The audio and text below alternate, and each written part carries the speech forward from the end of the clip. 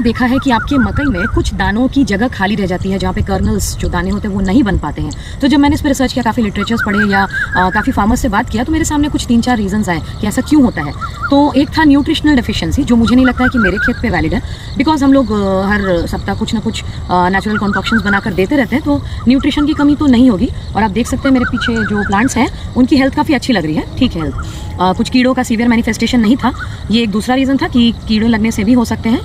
तीसरा reason colonel's नहीं बनने का हो सकता है हाई इन्वायरमेंटल स्ट्रेस फैक्टर, जिसमें कि होता है कि टेम्परेचर बहुत ज़्यादा गया या पानी अगर उसको इनसफिशिएंट प्रॉपर नहीं मिला, तो ये एक फैक्टर हो सकता है। क्योंकि अभी हमारे यहाँ एंड पूरे नॉर्थ इंडिया में टेम्परेचर 40+ चल रहा है। आप सुबह कितना भी भरकर पानी डाल लो, सुबह अगर 7 बजे पानी डालो, 11 से 12 बजे के अंदर आपकी मिट्टी पूरी हार्ड हो जाती है।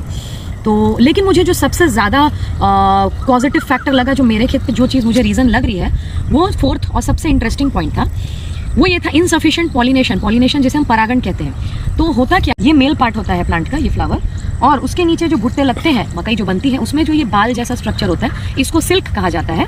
गोल्डन कलर का होता है, बहुत ही सॉफ्ट सा होता है, ये होता है फीमेल। तो इंटरेस्टिंग चीज़ यहाँ पर ये है कि हर एक जो सिल्क होता है, बाल होता है, वो एक एक मकई के दाने से कनेक्टेड रहता है। आप कभी डिटेल में देखना, आपके अगर पास हो तो जैसे मकई जो होती है वो विंड पॉलिनेटेड होती है, इसका परागण हवा से होता है। तो जैसे इसमें जो मेल पार्ट्स होते हैं वो हवा से ऐसे गिरते हैं, तो सिल्क, हर एक सिल्क को वो मिलना चाहिए। जो सिल्क में ये रिसीव हुआ, वो सिल्क दानों में डेवलप होगा। जहाँ पे वो नहीं रिसीव हुआ, वो ब्लैंक स्पेस बनकर रह जाएगा, वो डेवलप नहीं हो पाएगा।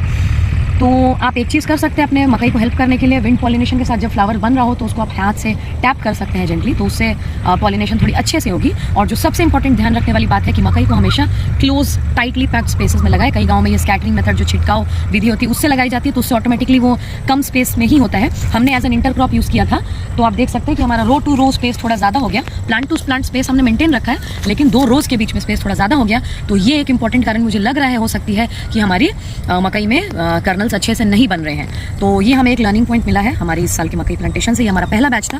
तो वो कहते हैं कि 2-3 साल आप कितना भी अच्छा एफर्ट डाल लो, कितना भी पढ़ाई करो, लेकिन जो एक्चुअल नॉलेज है वो आपको फील्ड पर ही, प्रैक्टिकल जब आप खुद से एक्सपीरियंस नहीं करोगे तब तक आपको नहीं सीखने मिला। तो ये हम लोग अपने नेक्स्ट बैच में इंप्लीमेंट करेंगे और नोटिस करेंगे कि उससे फ़ायदा होगा या नहीं। Thank you.